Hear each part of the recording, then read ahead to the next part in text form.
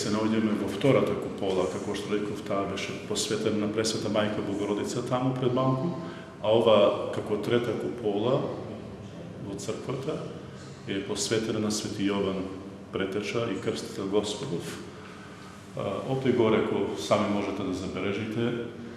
представена иконата тука, кога на првосвещеникот Захари му беше јавено од ангелот Господов дека неговата жена Елисавета ќе роди син, но во тој момент Захари не може да поверува затоа што Елисавета била постари подминати години и како знак од Бога добил веднаш јазикот му фата, не може да зборува,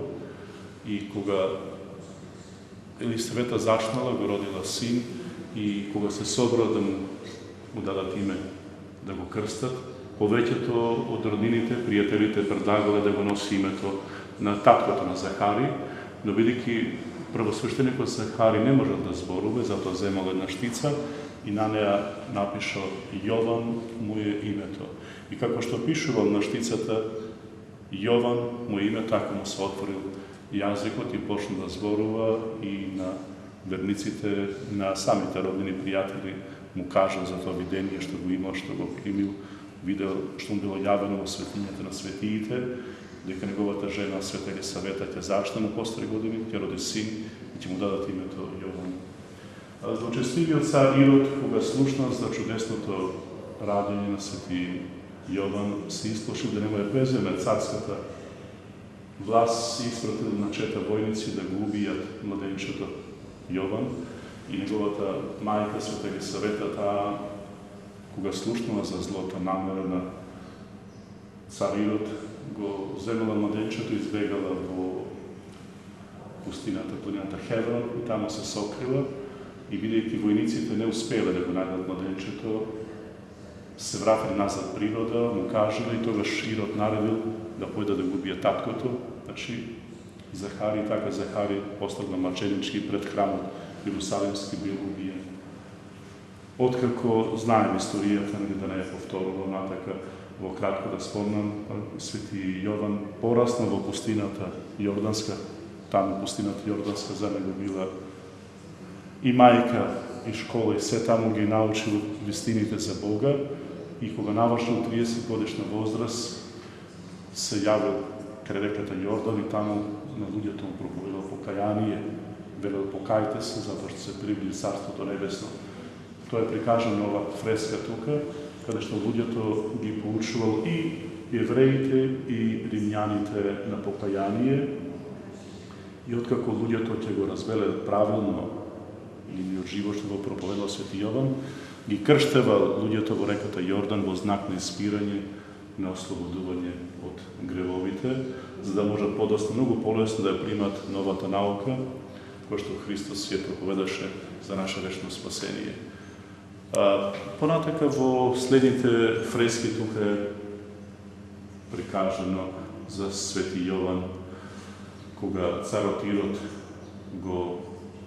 осудил и го ставил во затвор, затоа што Свети Јован во неговите проповеди постојано го критикувал, укажувал за неговото неправилно живење, бидејќи царот Ирод живеел во неправилен брак, му ја презел жената на неговиот брат, кој што се уште бил жив, Филип, ја зел Иродијада за негова втора жена, снаата, и затоа Свети Јован постојано го укорувал, укажувал дека тој живее во незаконит брак со својата снаа Иродијада, и заради големите оптужби Свети Јован бил притворен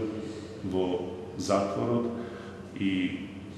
кога прославал тој 50-ти роден ден, на прославата таму била Иродијада и незината керка Саломија, првиот брак Филип, и бидејќи Саломија како млада девојка, тука да прикажам, каде што игра со главата, и на самата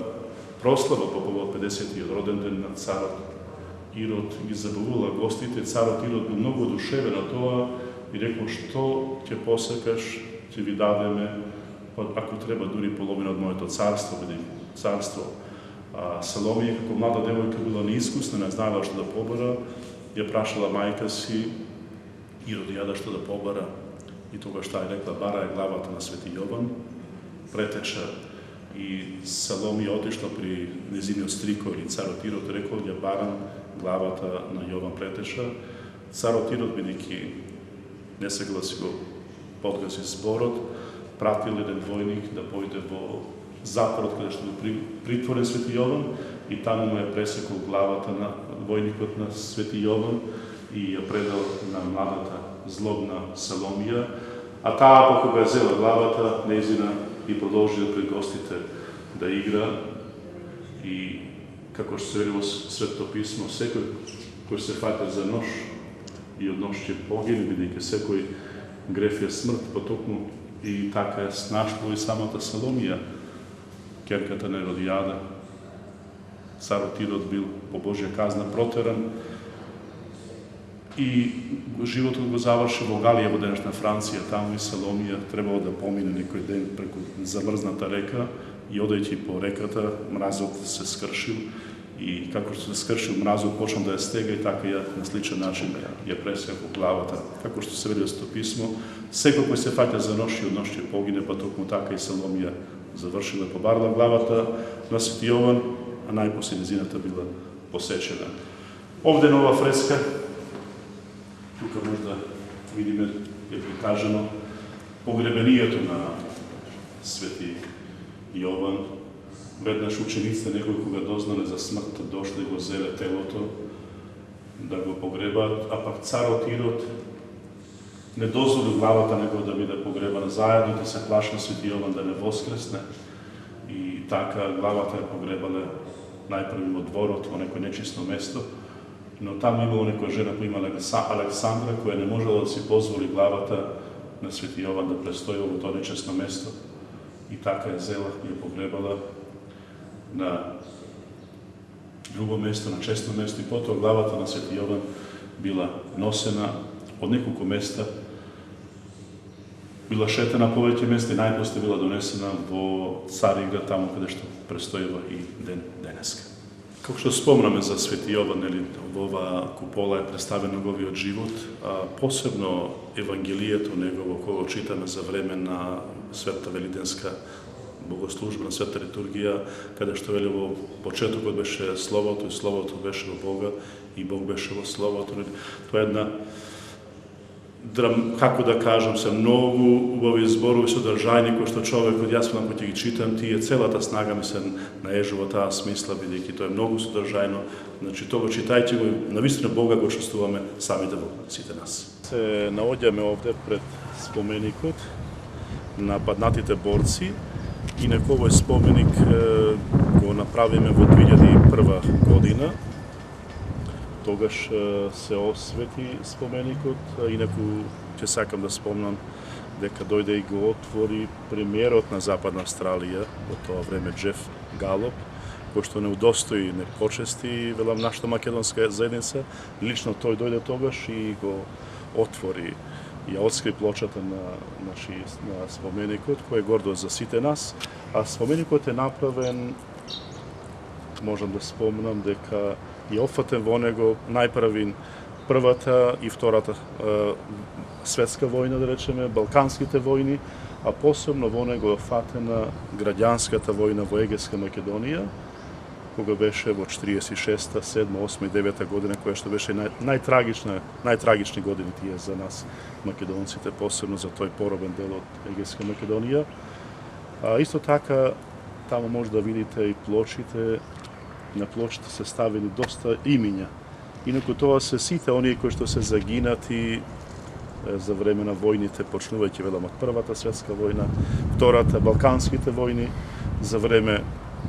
на Илинденската, на илинденците,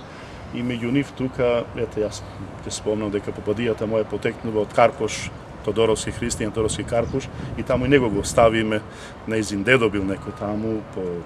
нејзин татко, некој дедо бил, и него го оставиме. Тоа имињата се повеќето луѓето тука што живеат во Перт, бидејќи за време на војните од Илинденското востание, па се до 2001 година, велам, кога И тука се офатени, сакам да речем, и бранителите за време на цивилната војна. Може после да ги видиме и нив тие браќа наши кои што ги дадоа своите животи, ги ставиме тука како спомен, бидејќи тие недолжно загина бранејќи ја нашата Република Македонија, која што беше нападнат тогаш од страна на нашите комши, тука нашите, да речем, терористи, албанци, кои што посакаа да посегнат под нашата мила и сакната татковина Македонија. Тие наши браќа сите, кои што ги положат животите, таму се ставени нивните имиња. Првин тука, овде може да видиме целокупната Македонија, каде што е од Првата светска војна. Целокупна Македонија, каде што велам тука е фатена целокупната Македонија, Првата светска војна. Но овој дел од споменикот е офатена граѓанската војна во ЕГС Македонија од 46 година, 49 година, кога голем број наши македонци таму беа принудени да ги напуштат своите огништа, велам посебно тука се представени децата бегалци од ЕГС Македонија кои во тоа време повеќе од 20.000 биле протерани на своите огништа да живеат по демократските држави во Европа. И овде на ова страна од Илинден представена заклетвата кога нашите во тоа време предци давале заклетва пред Свето Евангелие, пред пиштолот и камата дека тие ќе се борат до крајот за својот живот за слобода нашава татковина Македонија. И ваму последната плоша, првата таа од овде на ликот е представен овој споменик каде што вели дека паметник или споменик. Овој паметник е посветен во чест на сите македонци борци кои ги дадоа своите животи за слободата и независноста на Македонија и Австралија. Изграден од македонскиот народ кој живе во Перт и Западна Австралија, бидејќи овде имало наши доселеници во тоа време за време на Втората светска војна кои оделе во австралијанската војска, име тука има загинати, затоа и нив ги споменуваме кои што ги дадоа животиве за слобода на Македонија, воедно и на Австралија. Овде, како што реков, се имињата од Илинден па се до 2001 година. Овде, како што реков, на плочата се сите имиња тука на нашите бранителите кои ги дадоа животиве за нашава татковина Македонија. Па нека ми е вечен помен како што ставиме тука и да си почиват во мир. Бог да ги прости. Како што спомнато е, дедо во фамилија паѓал на пободијата моја и таа рече, тогаш и јас се сакам да го ставам дедо мој кој што го има како дедо мој таму. Инаку Карпош е доста познат кај нас во македонската историја. Исто така, во овој момент ја сакам да спомнам за иконите, дека тие се дело на уметникот кој од Романија, инаку се вика Стефан Адамаке. Тој ги изработува овие сите икони фрески од црквата. Овде, како што самите можете да забележите, дека овде се оформени иконите што треба да се насликаат или фреско живописат во иднина. Тоа сакам да го потенцирам дека во црквата иконите, како што реков, се подарени од луѓето и нема место сега да посека некој да дојде да подари икона или фреска на зидовите, се исполнети и нема место луѓето доаѓаат, некои сакаат да подарат икона и тоа велам дека проштевате, но тоа е исполнето се од луѓето подарено и нема повеќе место каде да се наслика иконата, велам. Сите зидови во црквата тие се исполнети. Луѓето пред време на времето што дадоа и тие што ги подарија, ги човекот приготви, го очекуваме сега да дојде тој Евангелие појден, бидејќи таму сопругата му живее и сега во почетокот на февруари, кој здраве Господ ќе треба да пристигне и да продолжи да ја доврши црквата, инаку овој дел од куполата е посветена на Пресвета Мајка Богородица, каде што и самите вие ќе можете да забележите дека цела нејзина историја тука е представена живописот на Пресвета Мајка наша Владичица Богородица. Ова големата икона, ако може да ја видиме, инаку таа е посветена на успение на Пресвета Мајка Богородица, ја подари Velom zove ovdje, je podare da naš takav dobar biznismen, sad može bi nije dobro da spomnamo,